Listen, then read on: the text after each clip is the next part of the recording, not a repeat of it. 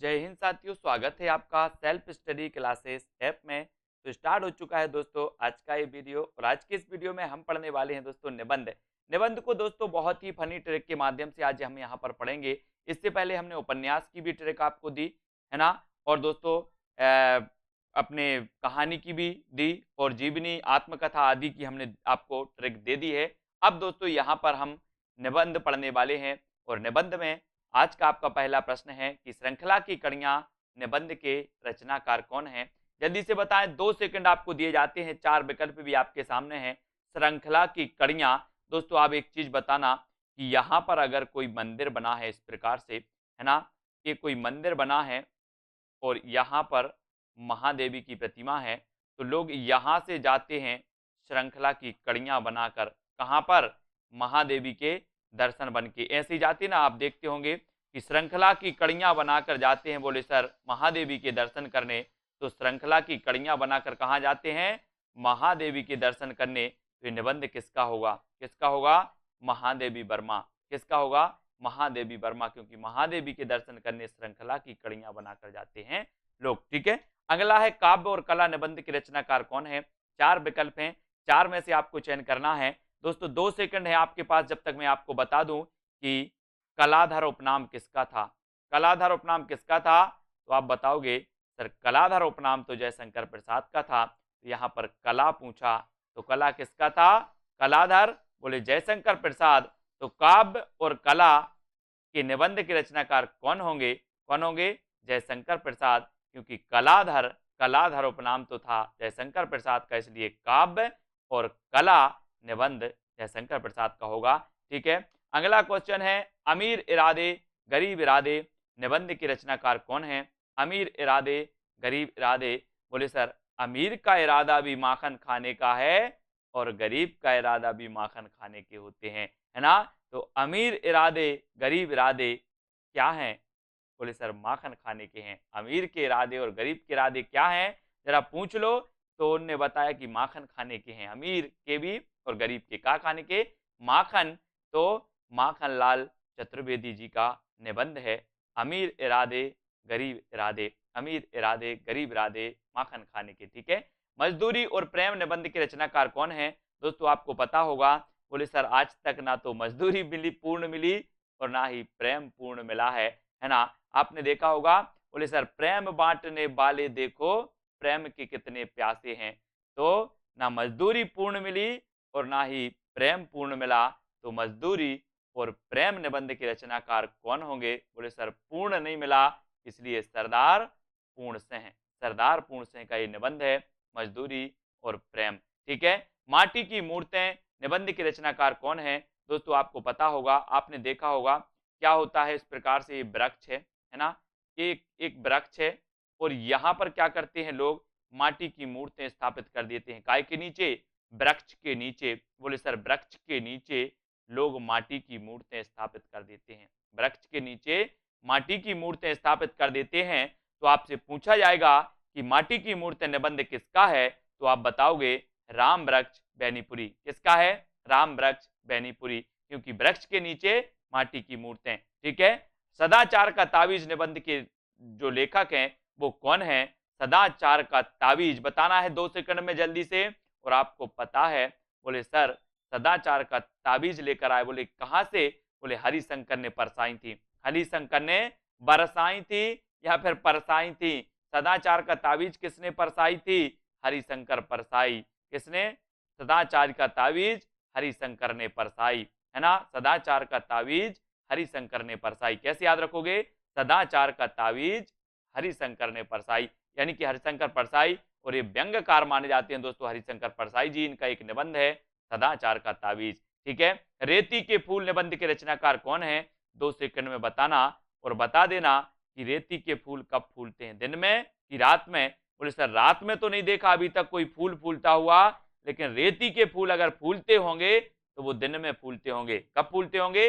दिन में। तो रेती के फूल फूलते हैं दिन में, तो रेती के फूल निबंध के रचनाकार भी कौन होंगे। बोले सर दिन में फूलते हैं इसलिए दिनकर। दिन में फूलते हैं इसलिए दिनकर। रेती के फूल दिन में फूलते हैं, तो रेती के फूल निबंध रामधारी सिंह दिनकर का होगा। ठीक है, अशोक के फूल निबंध के रचनाकार कौन है। अब मैं आपसे पूछूंगा कि अशोक में जो फूल फूलेंगे वो एक फूल फूलेगा कि 1000 फूलेंगे? बोले सर फूल एक नहीं फूलेगा, हजारों फूलेंगे। कितने? हजारों फूल फूलेंगे। तो अशोक के फूल एक नहीं फूलेंगे, हजारों फूलेंगे।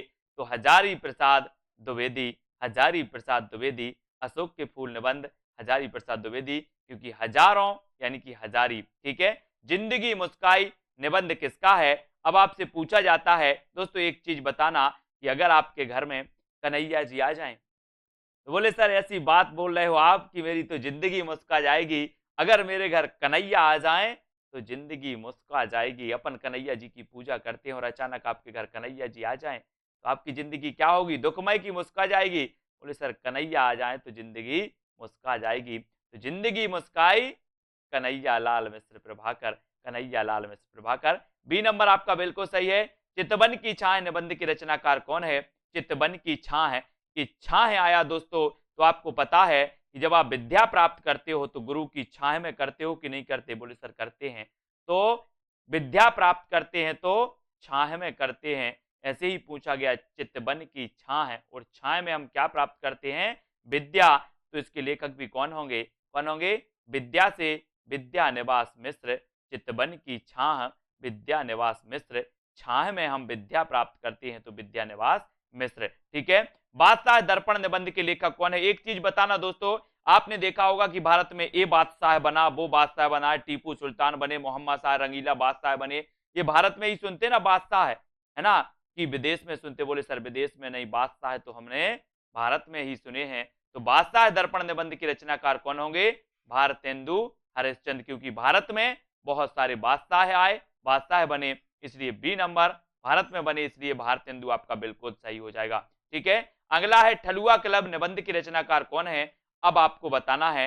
बोले सर ठलुआ क्लब में गुलाब लाए, ठलुआ क्लब में क्या लाए? गुलाब लाए। तो इसके रचनाकार भी कौन होंगे? कौन होंगे? गुलाब राय। ठलुआ क्लब में गुलाब लाए, कहा लाए? गुलाब लाए। तो ये गुलाब राय जी का निबंध है ठलुआ क्लब, इसको याद रखेंगे। विचार और वितर्क निबंध की रचनाकार कौन है? दोस्तों एक चीज बताना, अब आपको 2 सेकंड में यहां पर दिए जाते हैं, 2 सेकंड में आप अपने उत्तर का चयन करेंगे। विचार और वितर्क, आपको पता है कि बोले सर दिन भर में हजारों विचार आते हैं, है ना, कि एक विचार आते हैं? एक दो विचार आते क्या? नहीं आते। कितने विचार आते हैं? हजारों विचार आते हैं, और वितर्क होते हैं, विचार और वितर्क होते रहते हैं, और एक विचार नहीं, दो विचार नहीं, हजारों विचार आते हैं। कितने? हजारों विचार आते हैं। तो विचार और वितर्क निबंध के रचनाकार हजारी प्रसाद होंगे कि धर्मवीर भारती? बोले सर जब हजारों विचार वितर्क होते हैं तो हजारी प्रसाद द्विवेदी ही होंगे, यानी सी नंबर आपका बिल्कुल सही हो जाएगा। और संस्कृति के 4 अध्याय निबंध के लेखक कौन है? दोस्तों हम पढ़ते ना, बोले संस्कृत के 4 अध्याय पढ़ना है या संस्कृति के 4 अध्याय पढ़ना है तो दिन में पढ़ोगे कि रात में? बोले सर संस्कृति के 4 अध्याय हम दिन में पढ़ेंगे। कब पढ़ेंगे? दिन में। तो संस्कृति के 4 अध्याय दिन में पढ़ेंगे तो रचनाकार कौन होंगे? दिन में तो दिनकर, दिन में तो दिनकर जी का ये निबंध है। संस्कृति के 4 अध्याय दिन में पढ़ना है, इसलिए दिनकर, और इसे साहित्य अकादमी पुरस्कार भी मिला है संस्कृति के 4 अध्याय के लिए, और कई बार पूछा भी गया है। ठीक है। आलोक पर्व के रचनाकार कौन है? और यहां पर आया दोस्तों पर्व, और मैंने कई बार आपको बताया है कि हमारे भारत में बोले सर एक पर्व नहीं होते, 2 पर्व नहीं होते, 3 पर्व नहीं होते, हमारे भारत में हजारों पर्व होते हैं। कितने पर्व होते हैं? हजारों पर्व होते हैं। तो आलोक पर्व और पर्व होते हैं हजारों, तो इसके रचनाकार हजारी प्रसाद द्विवेदी होंगे कि रामधारी सिंह दिनकर? बोले सर जब पर्व हजारों होते हैं तो आलोक पर्व के रचनाकार भी हजारी प्रसाद द्विवेदी होंगे, क्योंकि पर्व हजारों होते हैं, हजारी प्रसाद द्विवेदी। ठीक है। त्रिशंकु निबंध के रचनाकार कौन है? त्रिशंकु, अगर दोस्तों मैं आपसे पूछूं कि त्रिशंकु क्या है, त्रिशंकु क्या है, तो आप बोलोगे सर अज्ञेय, मुझे नहीं पता अज्ञेय। त्रिशंकु क्या है? तो आप बोलोगे अज्ञेय। तो त्रिशंकु निबंध के रचनाकार भी कौन होंगे? कौन होंगे? अज्ञेय। कौन हो जाएंगे? अज्ञेय, क्योंकि त्रिशंकु अज्ञेय। ठीक है। अगला है दोस्तों गेहूं और गुलाब निबंध के रचनाकार कौन है? तो आपसे पूछा गया, बोले सर गेहूं का तो वृक्ष होता है, पौधा होता है ना, अपन वृक्ष पढ़ेंगे, गेहूं का क्या होता है? वृक्ष।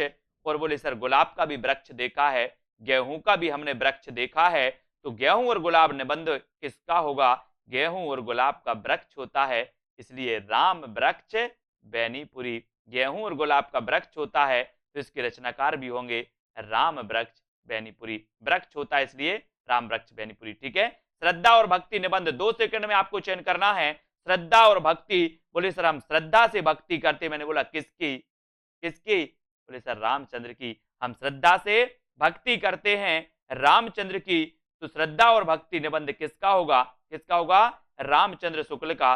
रामचंद्र शुक्ल का ये निबंध है दोस्तों। आपको पता है कि रामचंद्र शुक्ल निबंध सम्राट माने जाते हैं, निबंध सम्राट माने जाते रामचंद्र शुक्ल, और इनका पहला निबंध प्रकाशित हुआ जिसका नाम था श्रद्धा और भक्ति। और हम श्रद्धा से भक्ति करते हैं किसकी, रामचंद्र की, तो ये निबंध भी किसका हो जाएगा, रामचंद्र शुक्ल जी का। अगला क्वेश्चन है कलिराज की सभा निबंध के रचनाकार कौन है। 4 विकल्प आपके सामने हैं और आपको बताना है। बोले सर कलिराज की सभा नहीं, कलिराज की बाल सभा, कलिराज की बाल सभा।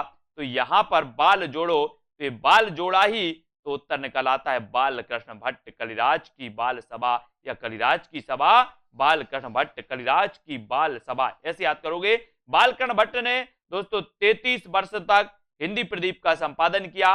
और दोस्तों ये हिंदी प्रदीप के संपादक है, कई बार पूछा गया कि हिंदी प्रदीप के संपादक कौन है, तो आपको बताना है बालकृष्ण भट्ट।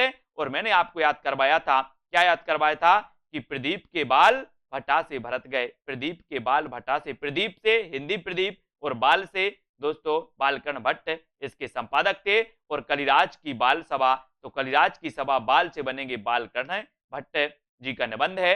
तुम चंदन हम पानी निबंध के रचनाकार कौन है। बोले सर निवास में तुम चंदन लेके आना और हम पानी लेकर आएंगे, तुम चंदन लेके और हम पानी लेकर आएंगे, कहां पर, निवास में, निवास में। तो विद्या निवास मिश्र, विद्या निवास मिश्र, निवास में क्या लेकर आना, तुम चंदन और हम पानी लेकर आना, कहां पर, स्कूल में कि निवास में, बोले सर निवास में। तो तुम चंदन और हम पानी विद्या निवास मिश्र जी का ये निबंध हो जाएगा। तो दोस्तों यहां पर हमने टॉप 20 निबंधों को पढ़ा। ये निबंध हमेशा पूछे जाते हैं, कई बार पूछे गए हैं, है ना। कैसा लगा फटाफट से जल्दी से बताएं।